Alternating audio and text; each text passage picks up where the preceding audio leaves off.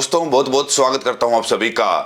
कल UP PCS में RO ARO का रिजल्ट आया, लेकिन टॉप 50 में एक भी एससी एसटी वर्ग के छात्र का नाम नहीं है। आखिर ऐसा क्यों हुआ? इसको लेकर क्यों मचा हुआ है घमासान? इस मुद्दे पर डिटेल में बात करेंगे। साथ ही साथ चंद्रशेखर के उस अनोखे ऐलान की भी बात करेंगे, लेकिन सबसे पहले बात होगी मोदी के हनुमान की।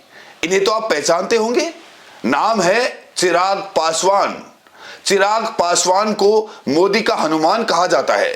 चिराग पासवान मोदी सरकार में मंत्री हैं, चिराग पासवान सांसद हैं, चिराग पासवान अपनी पार्टी के मुखिया हैं। लेकिन खबर यह आ रही है कि चिराग पासवान ने बीजेपी का साथ छोड़ दिया।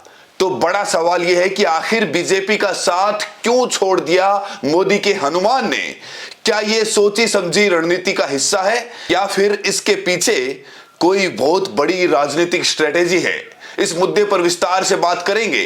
दोस्तों, आपको बता दें कि उत्तर प्रदेश में साल 2027 में विधानसभा का चुनाव होने जा रहा है और इस समय की सबसे बड़ी और ताजा खबर, चौंकाने वाली खबर यह है कि चिराग पासवान की पार्टी भी उत्तर प्रदेश में चुनाव लड़ेगी। चिराग पासवान की निगाहें भी दलित वोट बैंक पर लगी हुई हैं। आपको बता दें, उत्तर प्रदेश में करीब 22% दलित वोटर्स हैं। तो अभी अभी चिराग पासवान की पार्टी की तरफ से ऐलान हुआ है कि यूपी चुनाव में सभी सीटों पर अकेले चुनाव लड़ेगी चिराग पासवान की पार्टी। लोक जनशक्ति पार्टी ने यूपी चुनाव 2027 को लेकर बड़ा ऐलान करते हुए कहा है कि पार्टी यूपी की सभी 403 विधानसभा सीटों पर अकेले चुनाव लड़ेगी। तो सबसे बड़ा सवाल यह खड़ा हो रहा है कि जब एलजेपी, लोक जनशक्ति पार्टी, एनडीए का हिस्सा है, एनडीए किसके नेतृत्व में बना है? बीजेपी के नेतृत्व में एनडीए बना है। बिहार में लोकसभा चुनाव में, विधानसभा चुनाव में एलजेपी ने हमेशा एनडीए के साथ मिलकर चुनाव लड़ा। लेकिन अब ऐसा क्या हुआ कि उत्तर प्रदेश में एलजेपी सभी सीटों पर चुनाव लड़ेगी, अकेले चुनाव लड़ेगी? अरे जब एलजेपी एनडीए गठबंधन का हिस्सा है तो फिर इनकी पार्टी अकेले चुनाव क्यों लड़ रही है? यह बड़ा सवाल है। और सबसे बड़ा सवाल यह है कि अगर एलजेपी उत्तर प्रदेश में अपने उम्मीदवार उतारेगी सभी सीटों पर, तो इससे किसको फायदा, किसको नुकसान होगा? बीजेपी को इससे फायदा होगा या नुकसान होगा? वहीं सोशल मीडिया पर एक यूजर ने लिखा है कि अमित शाह ने योगी को हराने का पूरी तरह से प्लान कर लिया है। पहले यूजीसी लाकर स्वर्ण का वोट कटवाने का पूरा ट्राई किया, अब वोट कटवाकर चिराग को सारा विधानसभा सीट पर खड़ा करवाकर पासवान समुदाय का वोट कटवाएगा। वहीं जब चिराग पासवान से पूछा गया कि आप बीजेपी से अलग होकर चुनाव क्यों लड़ रहे हैं, तो उन्होंने कहा है कि हमारा बीजेपी के साथ केंद्र में गठबंधन है, राज्य में गठबंधन नहीं है। उन्होंने कहा है कि 2027 के यूपी विधानसभा चुनाव में उनकी पार्टी सभी सीटों पर लड़ेगी। तो चिराग पासवान की पार्टी 403 सीटों पर चुनाव जब लड़ेगी तो किसका फायदा करेगी, किसका नुकसान करेगी? क्या इससे बीजेपी को फायदा होगा या बीजेपी को नुकसान होगा? दोस्तों, कहा तो यह जा रहा है कि शाह के बगैर बीजेपी में पत्ता भी नहीं हिलता। सोशल मीडिया पर तो इसको लेकर यहां तक की चर्चा है कि शाह खुद चाहते हैं कि चिराग पासवान यूपी में जाकर चुनाव लड़े, जिससे बीजेपी को उसका फायदा हो, जिससे दलित वोटों का ध्रुवीकरण हो। तो कहा जा रहा है कि ये चुनाव लड़ नहीं रहे, लड़वाया जा रहा है, जिससे बीजेपी को 27 में फायदा हो। लेकिन कहीं ऐसा ना हो कि इनके लड़ने से बीजेपी को ही जबरदस्त नुकसान हो जाए, यह भी अपने आप में बड़ा सवाल है। वहीं चंद्रशेखर आजाद ने एक बहुत बड़ा ऐलान किया। दोस्तों, आपको बता दें कि मध्य प्रदेश की दतिया में उपचुनाव होने जा रहे हैं और चंद्रशेखर ने साफ तौर से ऐलान कर दिया है कि हम दतिया उपचुनाव में अपने उम्मीदवार उतारेंगे।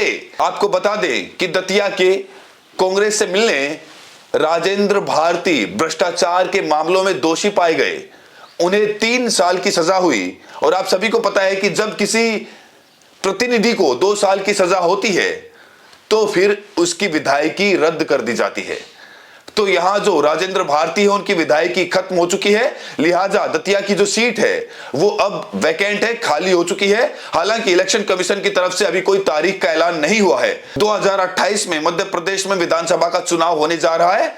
लेकिन जिस तरीके से चंद्रशेखर आजाद ने उपचुनाव लड़ने में रुचि दिखाई है वो काबिले गौर है। आपको बता दें, उपचुनाव को लेकर जहां तक बात है, बीएसपी ने ऐलान कर दिया है कि वो कभी भी उपचुनाव नहीं लड़ेगी। वहीं चंद्रशेखर आजाद बीएसपी से उलट फैसले ले रहे हैं। जहां बीएसपी उपचुनाव से परहेज कर रही है, तो वहीं चंद्रशेखर आजाद उपचुनाव में किस्मत आजमाने जा रहे हैं। तो अब चाहे उत्तर प्रदेश में उपचुनाव हो, राजस्थान में, मध्य प्रदेश में उपचुनाव हो, चंद्रशेखर आजाद की पार्टी उपचुनाव में अपनी किस्मत जरूर आजमाएगी।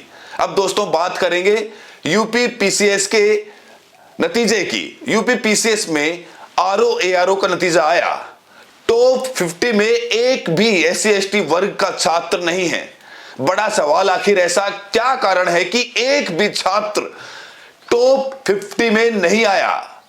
आखिर इसमें स्वर्ण वर्ग के ज्यादातर छात्र क्यों सेलेक्ट हुए? ये अपने आप में बहुत बड़ा सवाल है। दोस्तों ये लिस्ट आपको मैं दिखाना चाहता हूं, लिस्ट पर आप गौर फरमाइए। ये मैं आपको टॉप 50 की लिस्ट दिखा रहा हूं। वैसे बहुत सारी लिस्ट है, लेकिन टॉप 30 आप देख सकते हैं। टॉप 30 में एक भी एससी एसटी कैंडिडेट आपको नहीं नजर आएगा। हालांकि ओबीसी की संख्या थोड़ी बढ़ी है, ओबीसी के कैंडिडेट यहां पर दिख रहे हैं, लेकिन एससी एसटी वर्ग का कैंडिडेट क्यों नहीं नजर आ रहा है, ये बड़ा सवाल है। इसको लेकर सवाल पूछा जा रहा है। बड़ा सवाल ये है, क्या एससी एसटी छात्रों ने इसमें दिलचस्पी ही नहीं दिखाई, या फिर गलत मार्किंग हो गई, या फिर नाम देखकर नंबर दे दिया गया? कहा जा रहा है कि आरओ में भी इंटरव्यू होता है, और पिछले दिनों आपने देखा होगा जब यूपीएससी के नतीजे आए थे तब भी हंगामा हुआ था कि नाम देखकर, सरनेम देखकर नंबर दिए जा रहे हैं। अगर ऐसा है तो फिर ये एससी एसटी छात्रों के भविष्य के साथ खिलवाड़ है। ऐसा नहीं है कि एससी एसटी वर्ग के छात्र आरओ में परीक्षा में नहीं बैठते हैं, बेशक बैठते होंगे, लेकिन अगर उन्हें टॉप 50 में भी जगह नहीं मिलेगी तो जाहिर तौर पर उन पर मनोवैज्ञानिक दबाव बढ़ेगा। इस पूरे मुद्दे को लेकर सोशल मीडिया में लोग तरह तरह के रिएक्शन दे रहे हैं। लोग कह रहे हैं कि यहां पर सरनेम देखकर, नाम देखकर नंबर दिए जा रहे हैं और एससी एसटी वर्ग का जो प्रतिनिधित्व है उसको खत्म किया जा रहा है। जो इंटरव्यू की प्रथा है उसे खत्म कर देना चाहिए। इंटरव्यू की प्रथा जब तक रहेगी, एससी एसटी के छात्र टॉप नहीं कर पाएंगे। और आरओ नतीजे में अगर आप देखेंगे तो टॉप किसने किया पता है? अनिल पांडे जी ने यहां पर टॉप किया। जनरल कैटेगरी से आते हैं अनिल पांडे, इन्होंने यहां पर टॉप किया।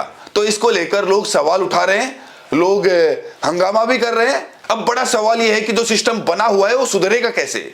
और अगर नाम देखकर नंबर दिए जा रहे हैं तो फिर इसका समाधान क्या है? ये जो समस्या अचानक आई है, इसका समाधान क्या होगा? बहरहाल दोस्तों इस वीडियो में इतना ही।